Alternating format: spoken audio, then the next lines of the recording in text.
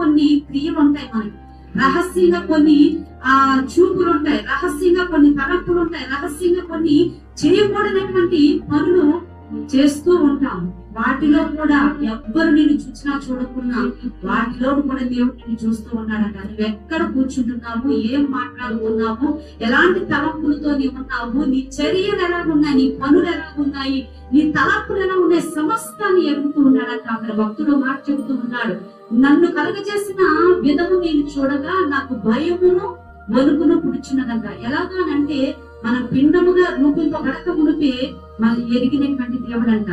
మనుషులు మన మాటను బట్టి మనం అంచనా వేస్తారు, కానీ దేవుడు మన నాలుకకు మన మాట రాకముందే మనం ఏం మాట్లాడబోతున్నామో, ఏం తలంచున్నామో, ఏ ఉద్దేశంతో ఉన్నామో ఎరిగినటువంటి దేవుడు అంట. ఇది నిన్ను చూస్తున్న దేవుడు, నిన్ను పరిశీలిస్తున్న దేవుడు, నిన్ను పరీక్షిస్తున్నటువంటి దేవుడు ఈ ప్రభువైన